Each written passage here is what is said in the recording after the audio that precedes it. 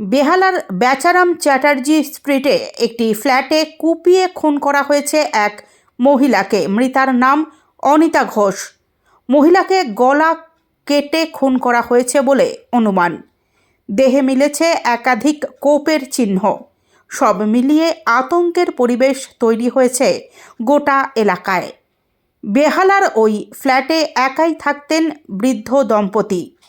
মৃত মহিলার স্বামী শয্যাশায়ী অবস্থা।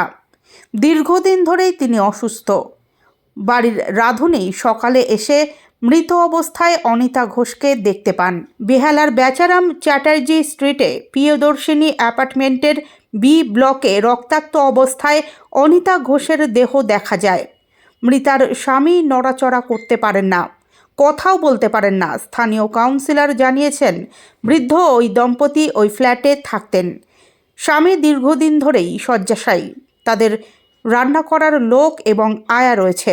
স্থানীয় কাউন্সিলর আরও জানিয়েছেন, আয়া, রাঁধুনি সহ মোট 3 জনকে আটক করেছে পুলিশ।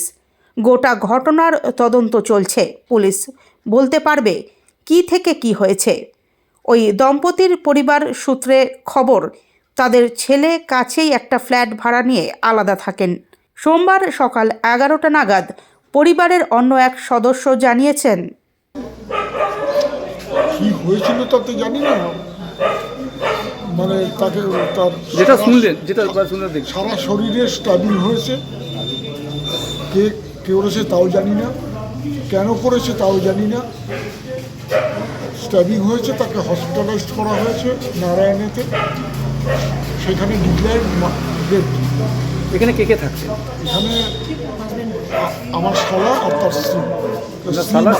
শালার স্ত্রী মারা গেছে, মানে স্ট্যাব হয়েছে। ওনারা তো ওনার ছেলেও তো বাইরে থাকতো।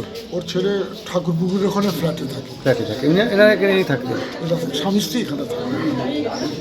কাউকে কি অ্যারেস্ট করেছে এখন?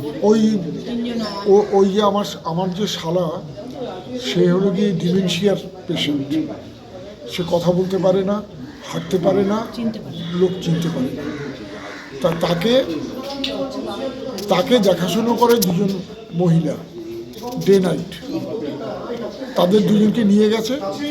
আর ওদের বাড়িতে যে কুক, তাকেও নাকি শুনলাম নিয়ে গেছে। আমি ঠিক জানি না। যিনি মারা গেছেন ওনার নামটা কি?